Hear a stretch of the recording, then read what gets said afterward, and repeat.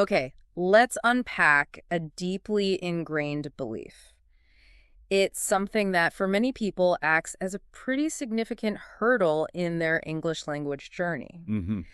We're talking about the idea that you absolutely need someone else, a native speaker, maybe a language exchange partner, perhaps a bustling classroom to truly master spoken English. Right. It's the standard advice, isn't it? Almost the default assumption. Exactly. It's a common refrain. You've learned the grammar, maybe you've memorized stacks of vocabulary, but when it comes to actually speaking, well, that self-consciousness kicks in. Or that fear of making a mistake, it can be paralyzing. Totally. Or sometimes it's just the lack of opportunity, right? It can leave you feeling stuck, maybe anxious, or just plain frustrated. Yeah, absolutely. But what if the research we've looked at reveals that this widely accepted idea isn't just incomplete? Go on. What if, in many ways, it fundamentally misunderstands how real fluency is actually built? Okay, I'm intrigued. Tell me more. Well, what's truly fascinating here is how the conventional wisdom often completely overlooks the profound, almost transformative power of solo practice. Practicing alone. Exactly. Instead of seeing the absence of a conversation partner as a limitation, a disadvantage, the research we've explored positions it as a unique advantage. An advantage. How so?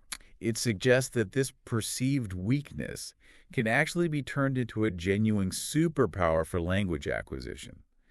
It's about realizing that the most consistent, and you could argue the most impactful practice, can happen right inside your own head, driven by your own voice.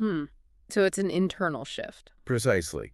This internal paradigm shift directly addresses those common anxieties, those logistical nightmares that often deter learners. It creates this entirely uninhibited space for growth. That's a powerful reframe because you think about the real pain points, right? The fear of embarrassment when you stumble over a word. Oh, definitely. Or those awkward pauses while you're desperately searching for the right vocabulary. Yeah, the worry about being judged. Or even just the practical headache of finding a consistent, reliable conversation partner. Especially someone whose schedule actually lines up with yours. Right. And if you're in a place where English isn't commonly spoken, good luck. Exactly. Our sources point out that these external pressures often inhibit the very risk-taking that's essential for developing fluency. You play it safe. But solo practice, it removes all that. It neutralizes those psychological roadblocks, those logistical hurdles. It creates this beautifully safe, totally judgment-free laboratory for you to experiment with language. A laboratory, I like that. Yeah. Here, you can explore, you can stumble, you can make every mistake imaginable. And then crucially, you correct yourself, you learn, you grow, all without any external pressure. It's pure, unadulterated practice time, focused just on you. Exactly. And the analogy from our core source material really drives this home. It illustrates the profound depth of this kind of solo preparation. Okay, what's the analogy? Think of a virtuoso musician. They spend countless hours alone, right? In a practice room, perfecting their technique, dissecting every nuance of a melody. Building that muscle memory. Precisely. Building the intricate muscle memory, say, of their fingers on an instrument. They're not performing for anyone. They're deeply internalizing every single aspect of their art. Okay, I see that. Or picture a ballet dancer, meticulously rehearsing complex choreography in front of a mirror, honing every subtle shift, every turn, ensuring fluidity, balance, grace. Again, alone, polishing it. Yes. And my personal favorite from the source. The athlete training quietly in the early morning fog, pushing their physical limits, their mental limits, building endurance, building raw strength when absolutely no one else is watching. Right, the unseen hours. What they all share is this deep commitment to building foundational strength and confidence behind the scenes. Our sources emphasize this isn't about the public performance initially. It's about the prep work. It's about achieving deep personal mastery. And that mastery eventually translates into effortless external expression when the time comes. And that's exactly what we're saying you can do with your English speaking.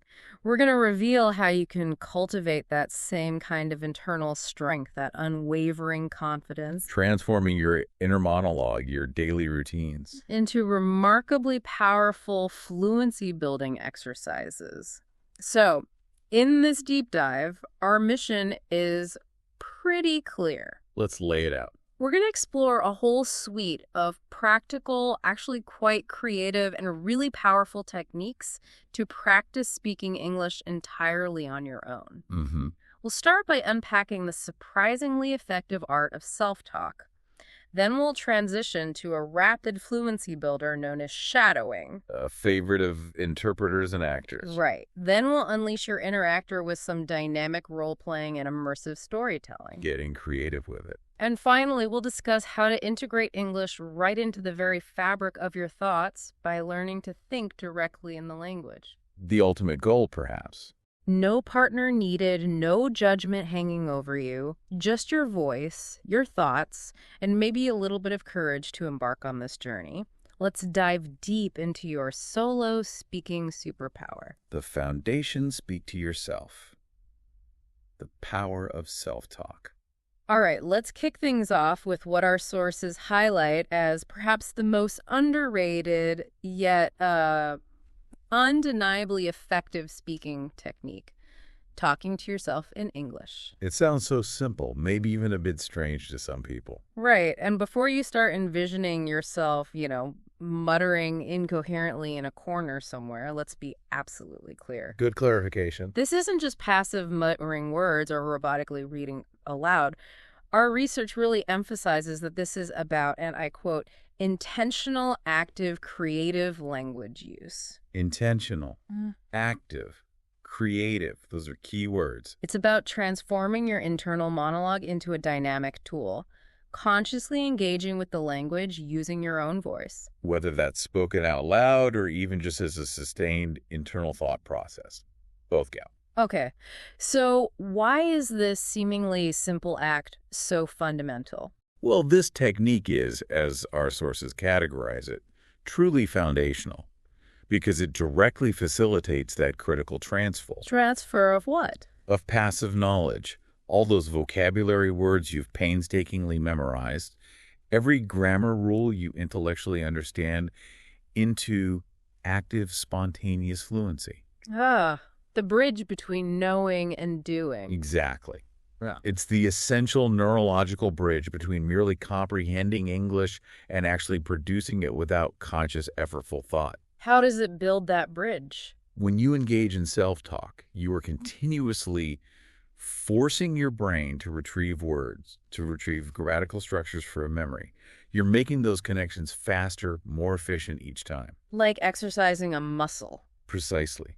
One study cited in our materials actually found that consistent daily self-talk, even for just 10 minutes a day, significantly accelerated that transfer from knowing about the language. Declarative knowledge. Right, declarative knowledge, like grammar rules and vocab lists, into procedural knowledge, which is spontaneous speech, knowing how. Wow, just 10 minutes. Yeah.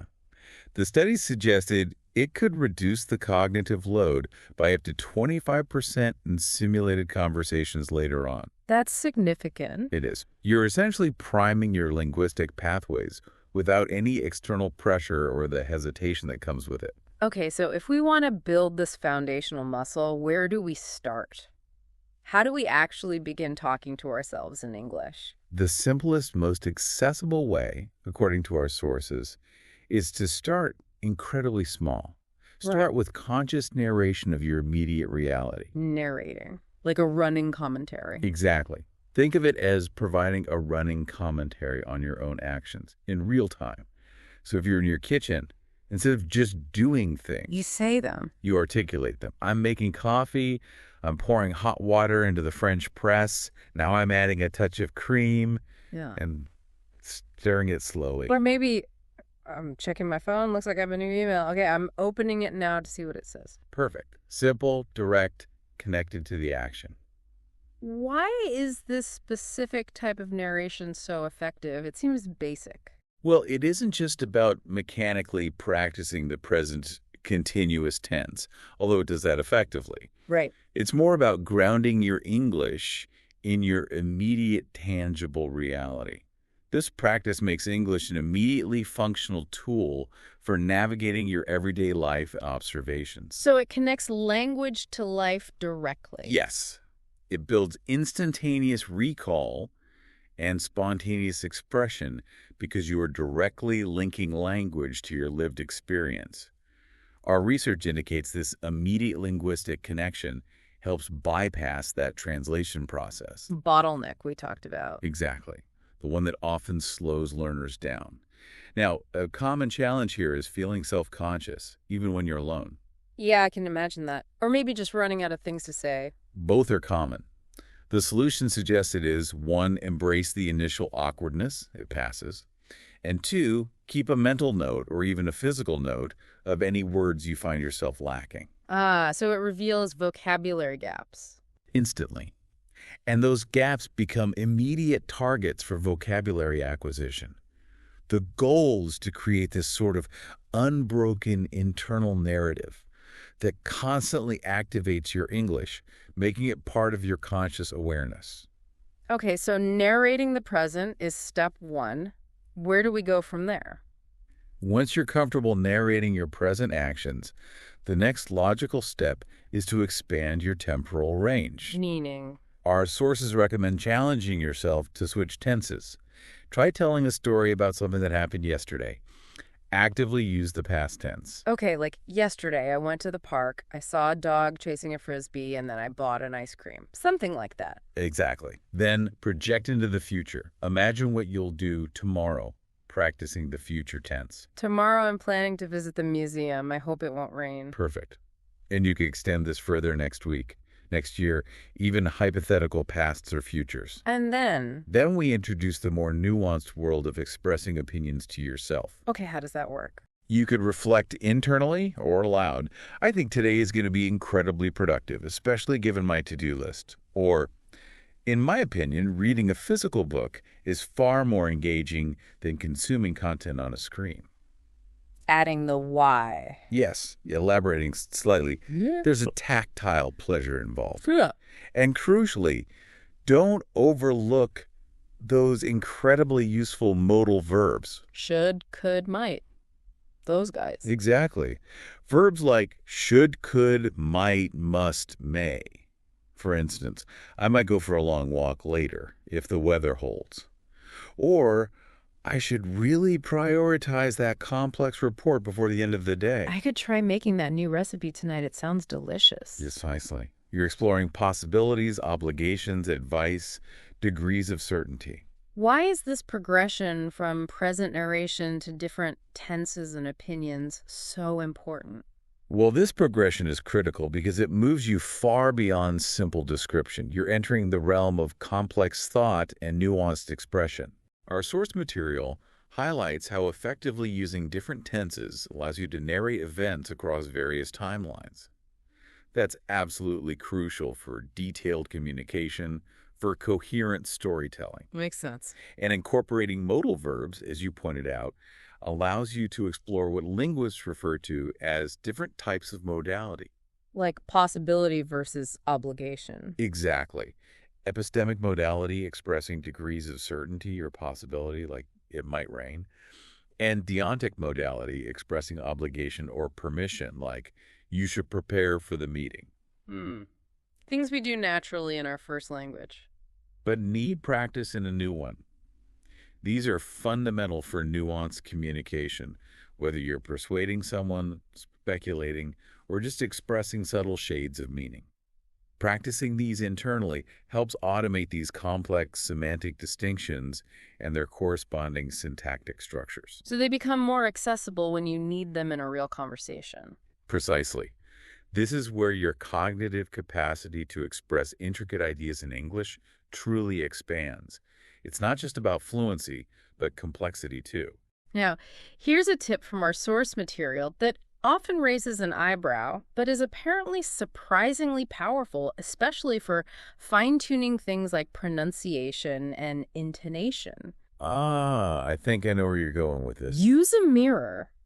Stand in front of it and actually watch yourself speak. It feels a little unconventional at first, doesn't it? Why is observing yourself speak so important?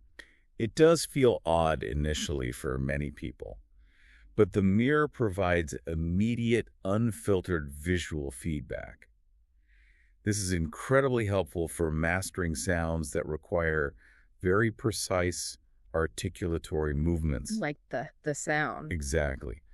The sound, whether it's voiced like in this or unvoiced like in think, requires specific tongue placement between the teeth, or there are sound in words like red or car, which can be tricky depending on your native language. Watching your mouth, your tongue, allows for direct self-correction. So it's about the mechanics of sound production. That's part of it. But the deeper insight from our sources relates to its power for intonation. The music of the language. Precisely. Beyond just the basic rise and fall, our materials detail how specific intonation contours, like, say, a high fall pattern, which often signals strong conviction, or maybe a low rise, which can express doubt or signal continuation, fundamentally alter the meaning and the emotional tone of what you're saying. I see. So the mirror helps with that too. Yes, because the mirror practice allows you to visually map these subtle vocal gestures onto your facial expressions. You create a holistic connection between your intended message, how your voice sounds, and how you look when you say it. Connecting sound and physicality. Exactly. You're not just practicing isolated sounds. You're practicing the music and, in a sense, the body language of English speech. You start understanding how they intertwine to convey genuine meaning. It helps you embody the language more fully. Okay, that makes more sense than just staring at yourself. And here's where the practice of self-talk really seems to become an active, dynamic dialogue, not just monologue. Our sources suggest you don't just make statements to yourself. You should challenge yourself, ask yourself questions, and then answer them, ideally in as much detail as possible. Become your own interviewer. Essentially, yeah. You become both the host and the most insightful guest in your own personal talk show. You could start with a question like, so what's your favorite type of cuisine and why? And then you answer yourself. And then you elaborate thoughtfully. Well, actually, I really gravitate towards Thai food, especially dishes with that amazing balance of spicy, sour, sweet, and salty flavors. You know, the complexity of ingredients like lemongrass, galangal, kaffir lime leaves, it just creates this unparalleled culinary experience. Cool. Particularly the green curry with extra Thai basil. That's a great example. Much more than a one-word answer. Why is this Q&A format so powerful for fluency? This technique is incredibly potent because it meticulously simulates genuine dialogue, but within a completely safe and controlled environment. There's no one else there to judge you. Right. It forces you to anticipate potential questions, to formulate coherent and well-elaborated responses, and crucially, to even initiate follow-up thoughts or perhaps counter-questions, exactly as you would in a real, spontaneous conversation. It's like practicing the whole conversational flow. Exactly. Our research highlights that this rapid-fire mental engagement is like a high-intensity sparring session for your brain. It builds remarkable conversational agility and quick thinking. Mental sparring. I like that. You're not merely recalling isolated words. You're constructing full, meaningful exchanges. You're activating both your receptive skills, understanding the question you posed, and your productive language skills simultaneously. Right. Listening and speaking, even though it's just you. Precisely. This is exactly how our sources define building fluency, in its most active sense, by engaging in continuous, simulated communicative acts. It's the ultimate self-directed practice for spontaneity. And it avoids the social anxiety factor. Completely. Yeah. It allows you to train without the social anxiety that often accompanies real-time interaction with others. Plus, it helps you pinpoint immediately any gaps in your ability to articulate complex ideas. Which then become learning opportunities. Exactly. Immediate feedback driven by your own needs. Okay, so let's recap self-talk. You're getting that internal dialogue flowing. You're narrating your day, expressing opinions, maybe even interviewing yourself in the mirror. You're building a strong foundational fluency in your own voice. That's the idea. But how do you then begin to really refine your sound, your rhythm, to mirror the nuances and the natural cadence of native speakers more closely? Moving beyond just comprehensibility to sounding more natural. Exactly. How do we bridge that gap? How do we move beyond just being understandable to actually sounding more natural and fluid? That's a perfect progression, because that's exactly where our sources point next, to the powerful, transformative technique known as shadowing. Imitate like an actor, the art of shadowing. All right, shadowing. This sounds like one of the fastest and most effective ways to dramatically improve your spoken English, especially when practicing alone. It really is remarkable, and it's not just some obscure exercise. It's a sophisticated method actively used by language professionals. Like who? Think actors who need to master accents for specific roles, or simultaneous interpreters training for those high-pressure environments where they need to listen and speak at the same time. Wow. Okay. Or even seasoned linguists immersing themselves in a new language to really capture its essence. It's truly considered a secret weapon in many fields. A secret weapon. Yeah. Sounds incredibly powerful then. Uh-huh. Almost like getting a backstage pass to how the pros achieve such authentic fluency. That's a great way to put it, because shadowing is fundamentally about deeply internalizing the melody, the cadence, the prosody of English speech. Prosody. Like the rhythm and intonation. Exactly. The stress, the rhythm, the intonation patterns. You're not simply repeating words like a parrot, which is a common misconception. Right. Not just mimicry. No, it's a complex psycholinguistic process. You're training your auditory system to perceive those subtle shifts in pitch, the precise stress patterns on syllables and words, the rhythmic flow of entire phrases. And at the same time. Simultaneously, you're training your articulators, your mouth, your tongue, your vocal cords, to produce those sounds and rhythms accurately and quickly. So ear training and mouth training together. Yes. Our source material emphasizes that this practice trains your brain to feel the language at a visceral, almost unconscious level.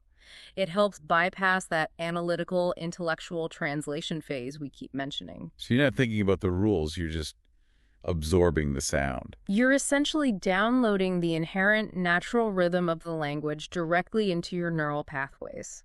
This facilitates a much more automatic and less effortful production of speech later on. Imitation for mastery. Exactly. It's a highly active form of simultaneous listening and speaking that builds both your phonetic accuracy, the individual sounds, and your phonological proficiency, how sounds work together in the system. Okay, it sounds sophisticated. So how does it work in practice? What's the how-to guide for doing shadowing effectively? Surprisingly, the core method is quite straightforward, though it definitely requires consistent application to see results. Step 1. First, the crucial step is selecting appropriate audio or video clips. Our sources strongly advise starting with short English clips. How short? Typically between, say, 30 seconds and maybe a couple of minutes long. And ideally, they should come with accurate subtitles, at least initially. Subtitles are important at the start. Very helpful, yes. And the content itself, it should be something you genuinely find enjoyable and engaging. Why is enjoyment so key? Because it sustains motivation. If it feels like a chore, you won't stick with it. Maybe it's a short interview that sparks your curiosity, a segment from a podcast you love, a compelling TED Talk snippet, or even a scene from a movie you're enjoying. Something you actually want to listen to. Exactly. The enjoyment factor makes the immersive experience feel far more organic. The material should also ideally feature clear pronunciation and a moderate speaking pace to begin with. You can tackle faster speeds later. That makes sense. Start manageable. And that enjoyment factor can't be overstated. When you're genuinely captivated by the content, your brain becomes far more receptive.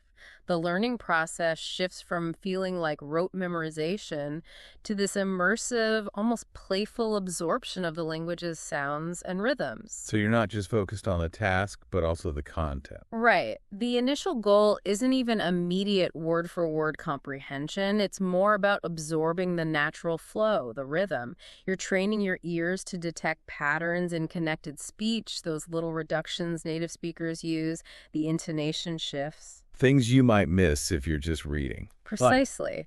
Our research also indicates that using varied voices and accents in your source material, once you get comfortable, can significantly enhance your auditory discrimination skills and your adaptability. Preparing you for real-world conversations. Exactly. Real-world English isn't monolithic. This initial phase is about letting the sound of the language wash over you and guide your own articulation, building those foundational auditory processing skills. Okay, so I've picked my enjoyable clip. It has subtitles. What's the core technique? The immediate repetition rule. Yes, this is the heart of it. You play the audio line by line, or perhaps in short, manageable phrases. Okay. As soon as the speaker finishes that segment, you immediately, and the immediacy is key, without delay, repeat it. Repeat it how? Exactly as you heard it, or as close as you possibly can. This means you're attempting to copy everything. Everything. Like what? The precise pronunciation of individual words, the stress patterns within words and across the sentence, the overall rhythm and flow, the emotional tone the speaker conveys. Are they excited, sad, neutral? Even the pauses. Yes. Even their natural pauses and hesitations. You're not just echoing the words, you're trying to fully embody the speaker's vocal delivery in that moment. Wow, that sounds challenging but powerful. It is. And this immediate active repetition at a natural pace is precisely what our source material describes as rewiring your brain for fluency. How does it rewire it? It helps bypass that internal translation process. Instead of thinking in your native language, mentally translating to English, and then speaking, shadowing trains you to think more directly in English by forcing immediate articulation. Cutting out the middleman. Essentially, yes, it creates direct neural connections between the auditory input, what you hear, and the vocal output, what you say. It's not just a mental exercise, it's physical training for your mouth and vocal cords. Building muscle memory for speaking. We call it articulatory muscle memory. One fascinating insight from our sources highlights that this practice significantly enhances the engagement of the motor cortex in the brain, strengthening the neural pathways responsible for speech production. So you're literally training your mouth muscles. You quite literally are. Training your articulators to move efficiently and naturally, just like a musician trains their fingers for rapid passages, or a dancer trains their body for complex moves. This rapid imitative response also improves your overall cognitive processing speed in English. Okay, so I'm doing this with subtitles, repeating immediately, trying to copy everything. What's the next step? Once you're feeling more comfortable with that immediate repetition, maybe feeling like you're really getting the hang of mirroring the speaker with the help of the subtitles, the next crucial step is to challenge yourself by removing those visual aids. Turn off the subtitles. Turn off the subtitles. Now you're relying solely on your auditory comprehension and your immediate recall. That feels like a significant leap. Probably harder. It is harder, but it's an essential one for deeper immersion and progress. Why is removing subtitles so critical? Because this step is where you truly push the boundaries of your auditory comprehension and your active listening skills. By removing that visual crutch, you are compelled to rely entirely on what you hear. Makes sense. Our research underscores that active listening is just as vital as speaking for truly fluent and effective communication. You can't respond appropriately if you haven't understood accurately. Good point. So this phase builds immense confidence in your ability to understand spoken English at natural speeds, and it fosters a deeper, more intuitive connection to the spoken language itself. It's about developing trust. Trusting your ears. Trusting your ears and trusting your brain to process and respond to the sounds without needing that visual confirmation. It leads to a more organic and less cognitively demanding listening experience overall. What if I struggle without the subtitles? That's perfectly normal. Simply rewind, re-listen, maybe even briefly turn the subtitles back on just to catch the specific words or phrases that tripped you up. Then, crucially, try again without them. It's an iterative process of listen, attempt, identify difficulty, clarify, and repeat. That cycle is key. Got it. Now, the source material consistently emphasizes that the ultimate goal of shadowing isn't about achieving absolute perfection. You're not aiming to sound like an exact clone of the speaker or, completely eliminate your native accent. That's a really important clarification. So if not perfection, what is the core objective here? What are we really aiming for with shadowing? The goal is to train your tongue and brain to move together with increasing speed, fluidity, and crucially, fearlessness. Fearlessness. Yes, reducing the hesitation, the self-monitoring that often slows speakers down. The emphasis is on the dynamic process of building the physical and mental agility required for spontaneous speech. So it's about the process, not just the end sound. Exactly. Shadowing is a practice that embraces slight imperfections in pursuit of overall fluidity and comfort with the natural flow of English. The real fluency emerges from the practice of moving quickly and confidently through the language, rather than from a laborious word-by-word translation and articulation process. Our sources illustrate that while your initial attempts might feel awkward, maybe even clumsy, consistent practice steadily reduces the cognitive effort involved, making your speech feel more automatic over time. So it gets easier. It does. It's about building a robust, responsive system for articulation that allows you to express yourself without constantly, consciously monitoring every single sound. You're aiming for naturalness and clear intelligibility, not perfect mimicry. Okay, that makes shadowing feel much more achievable. So with shadowing, you're sounding more natural, you're picking up on the rhythms and intonation of native speakers, and you're building that crucial articulatory muscle memory.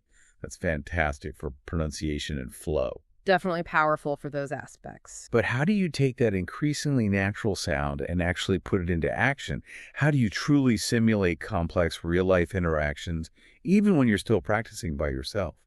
How do we introduce the element of dynamic contextual communication using these improved skills? Now we're moving into really creative territory. This is where we transcend mere repetition and tap into the boundless power of imagination and active engagement. This transforms solo practice into a truly dynamic and, I'd argue, incredibly effective experience for building communicative competence. Becoming the actor, role-playing, and storytelling alone. Okay, this is where the practice really seems to take a leap, doesn't it? Moving beyond just internal dialogue or imitative sounds to truly dynamic application. Absolutely. We're adding layers of context and creativity now. So if you want to take your solo practice to the next level, our sources suggest this powerful imaginative approach. Start using role-playing and storytelling. Becoming the actor in your own linguistic production. Exactly. This is where you literally become the actor, the director, the entire cast of your own English-speaking movie. And the sources emphasize it's not just fun, though hopefully it is. It actually transforms your learning space into this vibrant stage for linguistic performance and creativity. These techniques are truly brilliant, I think, because they unlock your creativity in ways that traditional isolated drills simply cannot. How so? They allow you to actively simulate not just isolated sentences or phrases, but entire unfolding real-life conversations and complex narrative structures. So connecting the dots. Precisely. This is a critical bridge. It allows you to move beyond merely knowing words to being able to use them coherently, contextually, and creatively in meaningful communication. It sounds more like real life. It is. Yeah. You're no longer just practicing discrete linguistic elements in a vacuum. You're building entire scenarios, developing characters, crafting plots, which deeply embeds the language within a functional communicative framework. And that helps learning. Hugely. Our research indicates that this kind of imaginative engagement significantly boosts motivation and retention. It makes the learning process far more enjoyable and therefore much more sustainable in the long run. Okay, let's dive into role-playing first. What's the core idea here? The core idea is scenario simulation. You imagine you're navigating a specific real-world situation. Give me an example. Okay, our sources offer the common scenario of being at an airport check-in counter. You can play both roles. Me and the agent. Exactly. You are the traveler, and then you switch and become the airport agent. So, as the traveler, you might begin, "Good morning. I'd like to check in for my flight to Toronto, please. It's flight number AC123. Okay, then I switch. Then you switch roles. Maybe you subtly alter your voice or even just shift your posture slightly to embody the agent. And you respond, "Certainly. May I see your passport and your ticket confirmation, please?" And you can keep it going. Absolutely. Expand it, traveler. "Yes, here they are, agent. Thank you. Do you have any checked baggage today, traveler?" "Yes, just this one suitcase." Agent. "Okay. And are you aware of the liquid restrictions for carry-on items?" Ah, I see. This simple back and forth, even though it's just with yourself, forces you to embody different personas. And anticipate logical responses, logical questions within that specific context. Why is this better than just memorizing airport phrases? Because suddenly you're not just practicing individual phrases in isolation anymore. You're building a complete scene. A miniature linguistic drama unfolds. Right. You're not merely recalling vocabulary, you're actively retrieving it and using it in context, often in direct response to a simulated external prompt, even if that prompt came from you a second ago. It forces faster thinking. It forces you to think quickly, to improvise responses, and even to solve problems in English, like figuring out how to ask about baggage fees or explaining a connection. This directly mirrors the real-world demands of spontaneous conversation. It's like a dress rehearsal. Exactly. Our sources point out that this rapid-fire mental engagement processing an incoming question, formulating an appropriate reply, is crucial for developing conversational fluidity and agility. You're rehearsing for real-life linguistic demand. And you can make mistakes without consequence. And self-correct without external pressure, which actually reinforces the correct usage more effectively sometimes. Now, a common challenge here, as mentioned in the sources, is keeping track of the different voices or roles. Yeah, I could see getting confused. A simple trick suggested is to use a physical cue. Maybe shift your weight from one foot to the other when you switch roles, or point to different empty spots in the room as if the other person is standing there. It helps mentally separate the characters. Little stage directions for yourself. Kinda, yeah.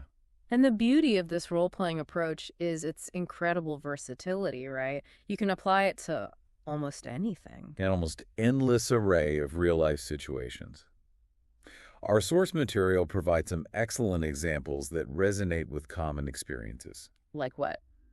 Ordering food at a restaurant, maybe you have to ask about ingredients, explain dietary restrictions, or even complain politely if something's wrong. Okay, practical. Or calling customer service to resolve a complex issue with a product or bill.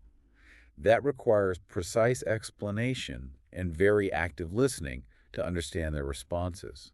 Definitely a challenging one. Visiting a doctor and needing to articulate your symptoms clearly and understand their diagnosis or instructions.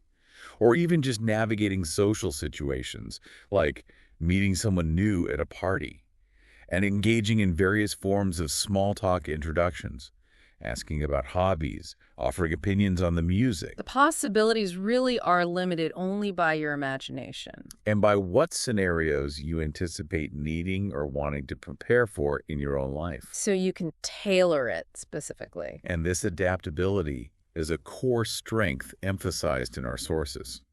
You can tailor the role play precisely to your specific needs. Maybe you do have a job interview coming up in So English. you practice that. You practice answering common interview questions, playing both the interviewer and interviewee. Or perhaps you're planning a trip, so you practice hotel check-ins, asking for directions, ordering train tickets. So it's targeted practice. Highly targeted. It ensures that the vocabulary, the phrases, even the potential cultural nuances you are learning are immediately relevant and applicable to the context you might actually encounter. Makes the learning super efficient. And directly transferable. Practicing explaining your complex technical resume in an interview scenario builds very different vocabulary and sentence structures than practicing ordering a pizza. Right. Now, to make role-playing even more advanced, really push the authenticity, the sources suggest injecting emotion into these simulated interactions. Adding another layer. Yeah. What if you're not just at the airport check-in, but you're incredibly nervous because it's your first international flight ever? Or maybe you're utterly thrilled because you're going to see family after a long separation. Exactly. Or perhaps you're genuinely confused by a new security procedure and you need to express that bewilderment clearly but politely. How does adding these emotional layers impact the effectiveness of the practice? This raises a profoundly important point about the multi-layered nature of real human communication. Real conversations are almost never just about the dry exchange of factual information. True. They're full of feeling. They are deeply infused with emotion, intention, subtext. So practicing with emotions helps you naturally integrate appropriate intonation, the way your voice rises and falls, to convey feeling, like excitement or concern. Makes sense. It also helps you practice the appropriate use of fillers, those little sounds and words like, well, or, Things we often try to eliminate but are actually natural. they're organic and perfectly natural parts of spontaneous speech. They help manage cognitive load during live communication, signal thought processes. Practicing them makes you sound less robotic. Okay, what else? Furthermore, adding emotion forces you to access and utilize a wider range of emotional language-specific adjectives, adverbs, idiomatic expressions that convey feelings effectively. I'm over the moon versus I'm happy. More vivid language. Much more vivid, natural, authentic, and engaging. Our research shows that integrating emotional expression actually activates different neural networks in the brain, strengthening the holistic connection between thought, feeling, and linguistic output. So you're practicing the whole package: words, tune, feeling. You're not just learning to express facts, but also learning to convey genuine human emotions through the language, which is absolutely fundamental for making real connections with people. Okay, role-playing is powerful. Let's shift now to storytelling, the other big imaginative technique mentioned. How does this work? Storytelling taps into our innate human ability and desire to construct and understand narratives. It's about weaving language together into a coherent whole. So I just tell a story to myself. Essentially, yes, you can tell a story about your actual day, recounting the events in sequence.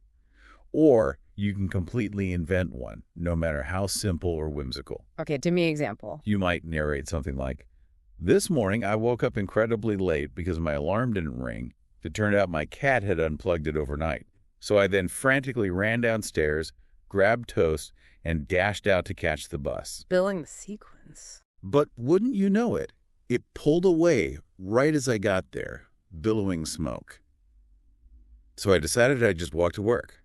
And on the way, I suddenly saw this tiny squirrel wearing a miniature top hat and monocle, meticulously reading a tiny newspaper." Huh. Okay, so it doesn't have to be realistic. Not at all. The point is, even a simple or silly story forces you to construct a coherent narrative from beginning to end. Why is that specific skill so useful? This is a crucial exercise because it's where you truly learn to structure your speech clearly, logically, and coherently over an extended period, beyond just short sentences. Like giving a presentation or explaining something complex. Exactly. You're practicing using various tenses consistently, particularly the past tense if you're recounting events. You're employing vivid action verbs and descriptive adjectives to bring the story to life. And crucially, you're integrating logical transitions. Words like first, then, suddenly. Yes. First, then, next, after that, suddenly, meanwhile, in the end, finally. These transition words are absolutely essential for guiding your listener, even if that listener is just you, through the flow of your narrative. They ensure it's coherent and compelling. Building longer stretches of speech. Our sources highlight that consistent storytelling practice builds your ability to produce extended monologues. That's a skill often neglected in basic conversation practice, but vital for many real-world situations like presentations, giving detailed explanations, or even just recounting an interesting experience to a friend. It moves you beyond isolated sentences to building complete, engaging linguistic journeys. Okay. And just like with role-playing, there are ways to make storytelling practice more challenging, right? To deepen the linguistic flexibility. Absolutely. Our sources offer some fantastic, imaginative ideas to really stretch yourself. Such as? Try retelling a familiar story, maybe a classic fairy tale or a well-known personal anecdote, but from someone else's point of view. Like tell Cinderella from the stepmother's perspective. Exactly. Or from the perspective of one of the mice. Or even the glass slipper itself. How would it narrate the events? That forces you to think differently. Completely. Or take a short story you know well, maybe one you read, and try converting it entirely into a dialogue between the characters. Turn narrative description into spoken lines. Ooh, that sounds tricky. It is. Or even take something seemingly mundane, like your own personal story about your day, and transform it into a formal, dramatic news report. Tonight's top story. Local resident encounters rogue squirrel in top hat. Details at 11. Precisely. Complete with a more formal vocabulary. Maybe use of the passive voice and objective tone. Why are these perspective shifts so beneficial? These exercises are brilliant for pushing your linguistic and cognitive agility significantly. When you consciously change perspectives, you're compelled to adapt your vocabulary, your tone, even your sentence structure to align with different contexts and personas. So you learn different ways of saying things. A news report demands different language than a mouse's internal monologue. This practice significantly expands your expressive range, enhances your understanding of linguistic register and genre, and even sharpens your critical thinking skills in English as you analyze how different characters or viewpoints would naturally frame a narrative. It's a real workout. One study referenced in our sources actually found that regularly switching narrative perspectives in solo practice improved learners' ability to adapt their communication style appropriately in real-time interactions by over 15%. Wow, that's a measurable impact. It's a remarkable gain in what we call pragmatic competence, using language appropriately in different social situations. It's a comprehensive linguistic and imaginative workout. Okay, so bringing role-playing and storytelling together. What's the ultimate impact of consistently engaging in these creative solo exercises on building fluency? What does this really mean for a learner's ability to communicate effectively out in the world? Well, fluency, as we've touched on, isn't just about perfect grammar or having a massive vocabulary list in your head. It's profoundly about confidence, spontaneity, and the fundamental ability to connect with others through language. And these exercises build that. They build all three because they allow you to experiment freely, to make mistakes in a completely safe, judgment-free space, and then to self-correct without any inhibition or embarrassment. Learning from mistakes privately. Exactly.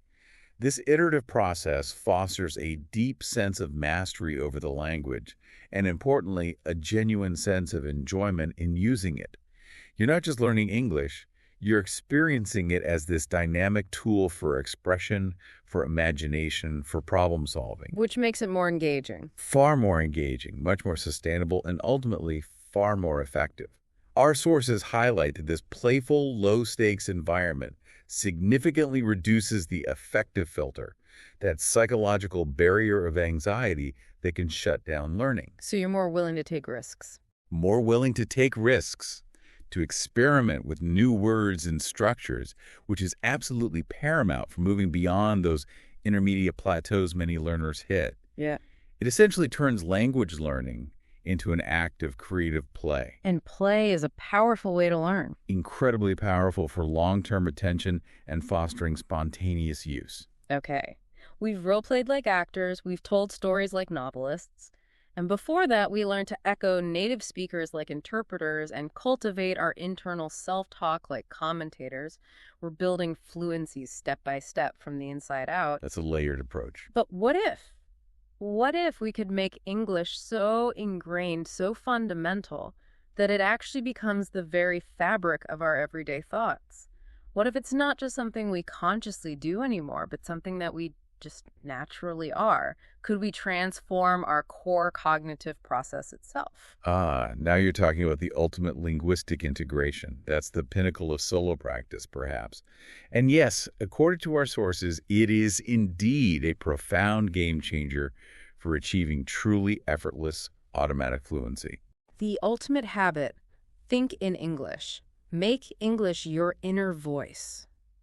This one might sound deceptively simple at first glance, maybe even obvious, but our source material presents it as arguably one of the most powerful habits you can cultivate for achieving truly effortless and automatic fluency. And what is that habit? Thinking in English.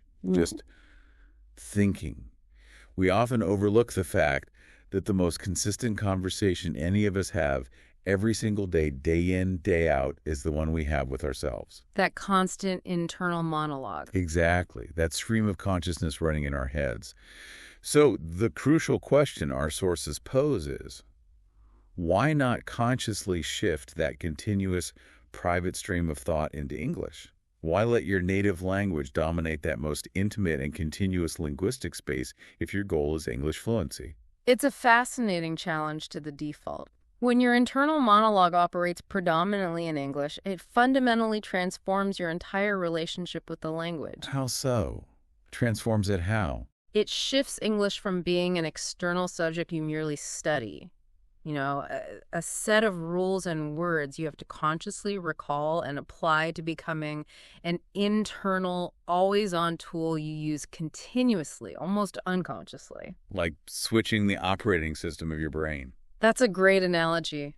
This constant internal engagement is precisely what leads to truly automatic, spontaneous, and effortless speech when you need it.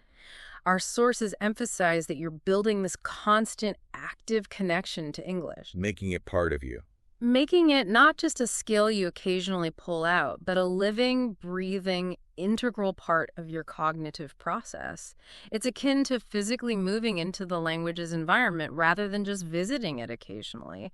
You're truly immersing your internal world. Okay, if this is the ultimate goal, making English your inner voice, how do you even begin to do that? It sounds like a massive, almost overwhelming leap from consciously speaking phrases to yourself. It does sound daunting, right?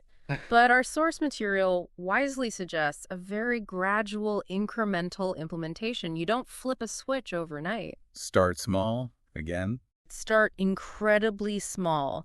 The initial step suggested is simply to name objects around you internally in English. Just labeling things. Just labeling. If you're looking around your room right now, you might silently or even quietly aloud identify phone, table, window, bookshelf, lamp, carpet. Or if you're outside walking, car, tree, sky, dog, bicycle, building, pavement. That seems almost too basic to be effective. It seems trivial, doesn't it? But Okay. this seemingly minor exercise, as our research reveals, has an immediate and profoundly significant impact. Really? How? It cultivates instantaneous vocabulary recall. More importantly, it builds direct association, bypassing that cumbersome and time-consuming need for translation from your native language. Ah, connecting the thing directly to the English word. Yes. You're establishing direct neural links between the object itself and its English name. You're effectively rooting English directly in your immediate physical environment and your sensory experience. So less mental translation later. One study cited found that participants who consistently engaged in this simple labeling exercise experienced a noticeable 10–15% reduction in lexical retrieval time, how fast they could find words during subsequent speaking tasks. Just from naming things. Wow, it's about making English the default mental label for your reality, which reduces the cognitive load when you later need to externalize those thoughts into speech. Okay, step one, label your world.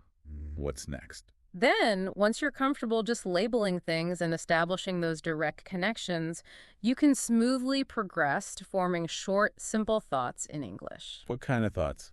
These are those fleeting ideas that pop into your head all day long, the kind of things you might otherwise internally express in your native language without even noticing. Like, Things like, I'm hungry, I should get a snack soon. Or, I should definitely call my friend later, haven't spoken to them in ages. Or even simple observations. This road is surprisingly beautiful today with all the autumn leaves. so consciously giving these common, immediate internal musings an English voice. Exactly. Capture those moments. Why focus on these small thoughts? Because these everyday thoughts are precisely where English truly becomes practical, immediate, and deeply integrated into your life. By consistently translating, or rather formulating, your most common internal musings directly into English, you're reinforcing the functional use of the language in real-time, low-stakes internal scenarios. Practicing without pressure. Our sources highlight that this practice trains your brain to process micro-decisions and observations directly in English first. It turns the language into this fluid, responsive tool for navigating your daily mental landscape. And that prepares you for conversation. It prepares you for immediate, natural responses when these thoughts need to be externalized in conversation, because you've essentially already pre-processed them in the target language. It's about building the linguistic muscles for automatic, low-stakes internal communication and reducing that hesitation that comes from internal translation. Okay, labeling, then short thoughts. What's the step after that? Then the natural progression leads to gradually building longer, more complex internal reflections in English. Moving beyond simple sentences. Exactly. You're no longer just naming objects or having fleeting simple thoughts. You're actively planning, contemplating, problem-solving, analyzing options, maybe even self-debating, all internally and all in English. Can you give an example of a longer internal thought? Sure. You might think something like, okay, after lunch, I definitely need to go for a long walk in the park. I need the fresh air. Maybe I'll listen to that English podcast about artificial intelligence while I walk. I wonder if it'll actually be sunny or cloudy later. I should probably check the forecast before I leave. And what about that difficult email I need to write to my colleague? How should I phrase that politely but firmly? Ah, so stringing ideas together, planning, considering options. You're consciously crafting full sentences, connecting intricate ideas, weighing alternatives, and engaging in multi-step internal dialogues, much like you would in your native language. And the benefit of that level. This advanced progression dramatically expands your capacity for complex, abstract thought in English. It compels your brain to organize intricate ideas, construct nuanced sentences with clauses and conjunctions, and engage in sophisticated internal problem solving without that crippling translation lag. Getting ready for deeper conversations. This type of extended internal monologue is what truly prepares you for the demands of more intricate real-world conversations. Situations where you need to articulate nuanced opinions, give detailed step-by-step explanations, engage in abstract discussions about complex topics, or even perform complex logical reasoning on the spot. Right. Our sources indicate that consistent engagement in this form of internal thinking significantly improves cognitive fluency. That's the ease and speed with which you can process information and generate ideas in a given language. It's building the foundational scaffolding for truly advanced and effortless fluency. And here's where the real magic of thinking in English seems to manifest, according to the sources. Yeah. When your thoughts are already in English, you fundamentally remove that cumbersome, time-consuming, and often really clunky step of translating everything from your native language first.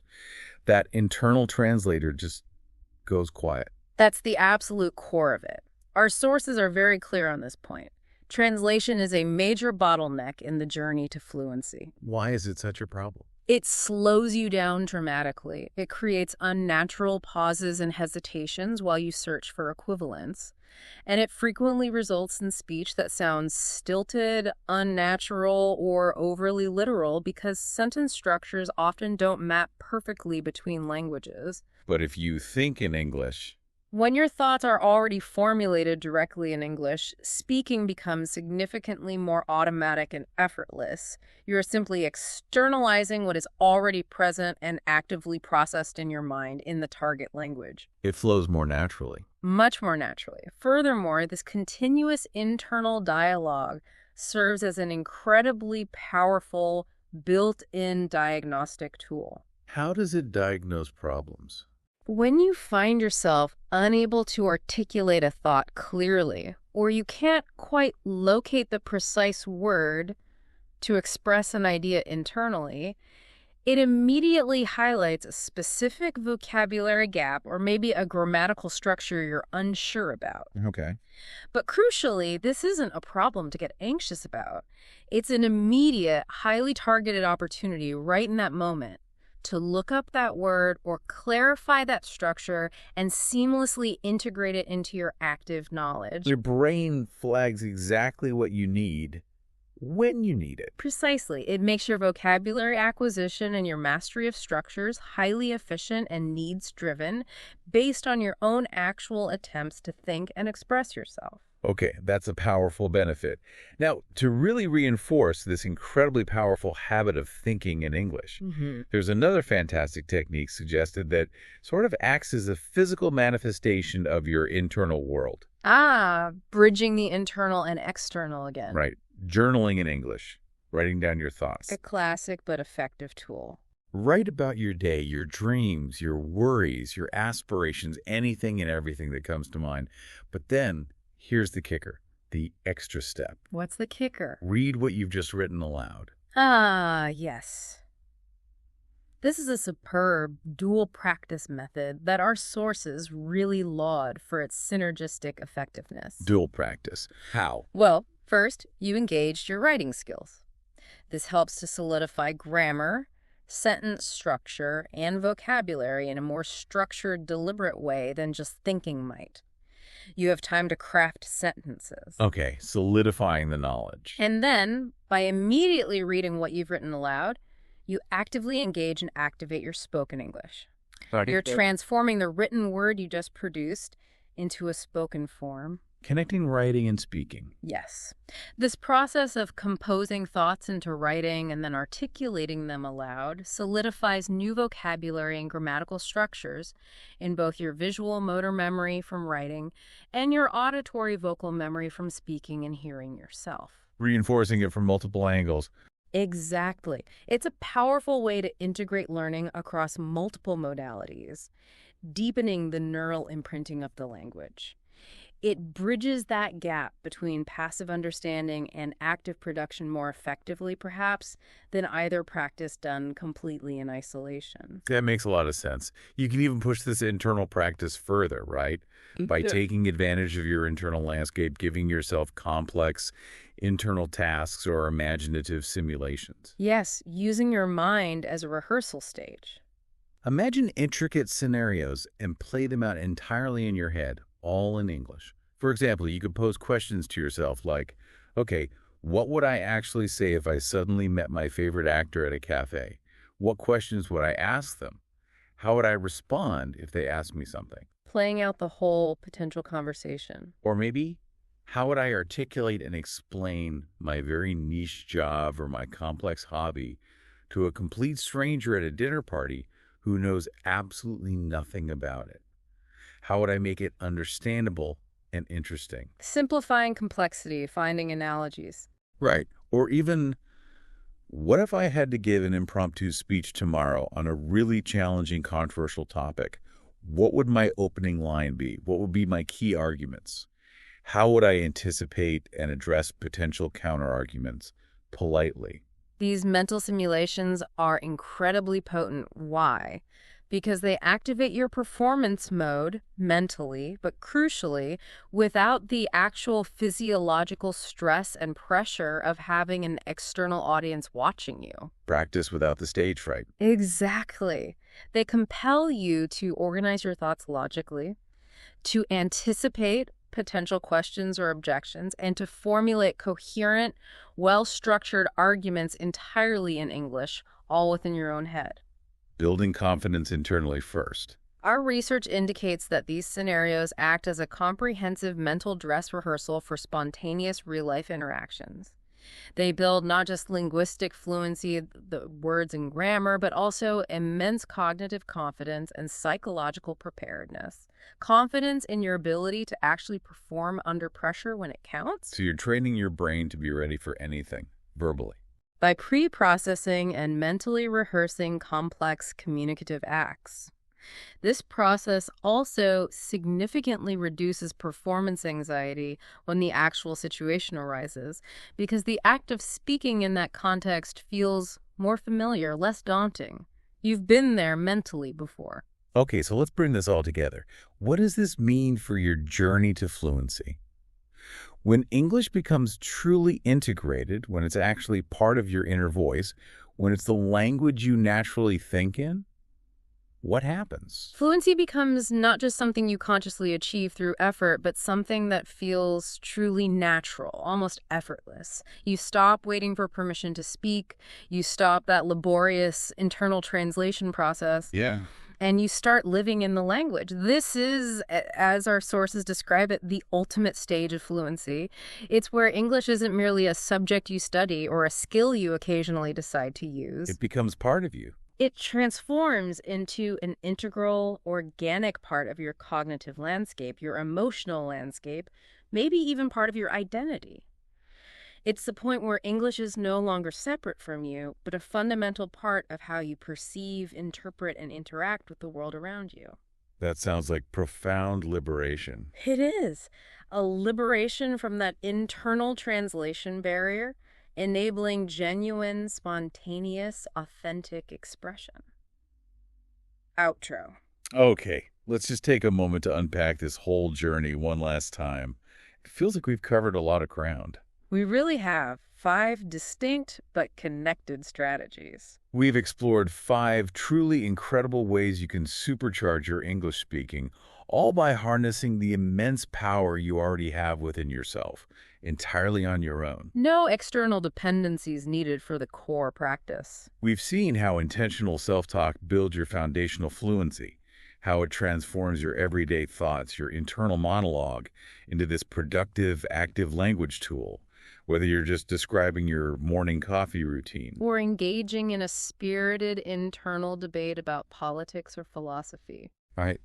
Then we transition to the powerful technique of shadowing, how that refines your pronunciation, your rhythm, your intonation, teaching you to truly feel and embody the language, almost like an actor or an interpreter preparing for their role. Capturing the music, not just the words.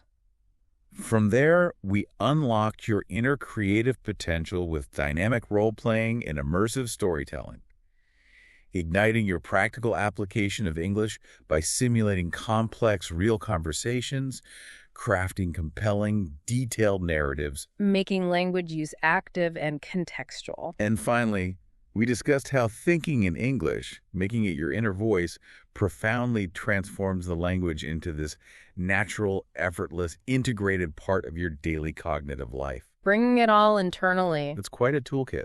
Indeed it is. And what's key is that each of these methods, while distinct in its approach and targeting slightly different aspects of fluency, they profoundly reinforce and synergize with the others. They work together. Absolutely. They collectively create this powerful, self-sustaining practice ecosystem. And it's entirely within your control, completely tailored to your individual pace and needs. Can you give an example of that synergy? Sure. Self-talk strengthens the basic internal linguistic mechanisms. Shadowing then refines the external delivery and your auditory processing of natural speech. Role-playing and storytelling then apply that, improving language creatively in simulated real-world scenarios. And thinking in English integrates it all deep into your core cognitive processes. It's a holistic approach. Our sources are clear. It's a holistic approach to solo mastery. You're building not just language skills, but also cognitive agility, self-awareness as a learner, and those crucial habits of self-directed learning. Okay, let's wrap this deep dive up with a powerful, maybe often overlooked truth, especially in our constant pursuit of external resources, apps, classes, partners. What's the truth? Your voice is your greatest tool, and you already have it with you. Always. Simple but profound. You don't need a partner to start. You don't need a classroom. You don't even need Wi-Fi to unlock and utilize the most potent instrument for language acquisition you possess. It's right there, inside you, ready to be deployed anytime, anywhere. And this raises an important question for all of us, I think, particularly in this era where we're bombarded with endless apps, online programs, virtual tutors. Why do we so often overlook the incredible inherent resource that is our own voice and our own mind? We look outwards instead of inwards. Often, yes. The most powerful practice tool isn't external. It's intrinsically accessible, perpetually ready for use, and always perfectly tailored to your individual needs and learning pace at the exact moment. It's the ultimate personalized learning tool. Our research suggests that by consciously tapping into this internal resource, you are creating the ultimate personalized learning environment, one that removes external barriers like scheduling or cost, and fosters profound self-reliance in your language journey. So we've covered a lot. You don't have to implement all 5 of these techniques tomorrow, right? That can feel overwhelming. Definitely start small. Be kind to yourself. The key, as always, is consistent action. Start with just one of these techniques. Pick the one that resonates most with you right now, or maybe the one that feels easiest to integrate into your existing daily routine. Build it into your life. Build it into your life. Practice every single day, even if it's just for 5 or 10 minutes squeezed in somewhere. That consistent, dedicated effort, no matter how small each individual session feels, it accumulates. It builds into truly significant breakthroughs over time. It really does add up. Fluency isn't magic. It's muscle. The more you consciously use that muscle, the stronger it gets. It's all about that cumulative effort, not some single grand leap. And the power to start is already within your grasp. Consistency truly is the paramount factor here. Our sources provide compelling evidence for this. Small, dedicated efforts performed daily and, crucially, intentionally. They accumulate into significant breakthroughs that genuinely transform your linguistic abilities. It's about habit formation. You're not just learning facts or memorizing rules. You're building deep-seated cognitive and articulatory habits. habits that rewire your brain for automaticity. These habits are what ultimately transform your relationship with English from it being a foreign language to becoming a natural, intuitive extension of yourself. It's about sustained engagement. And deep personal investment in the process, which yields remarkable long-term results. So the call to action is simple. Hmm. Today, speak out loud, even if it's just for a minute. Speak to yourself. Be your own most dedicated conversation partner. Listen to yourself. Because the most important listener, the one who hears you first, the one who processes every word, the one who learns from every single mistake and celebrates every tiny success, is you. You are your first, your best, and your most constant audience. And your journey really starts with activating that internal voice. Which leads to a final thought, perhaps. Ultimately, what profound insights can you gain by truly listening to your own voice speaking English? By diligently building that robust internal dialogue, that inner world in English, by becoming your own most dedicated, compassionate coach? What awaits? What new discoveries about the language itself and indeed about your own capabilities, your own cognitive processes, await when you wholeheartedly embrace the incredible, often underestimated power of solo practice? That's something truly worth mulling over, isn't it? We really hope this deep dive into the world of solo English practice has given you some truly actionable, maybe surprising, and hopefully inspiring insights for your own language journey. Until next time, keep diving deep.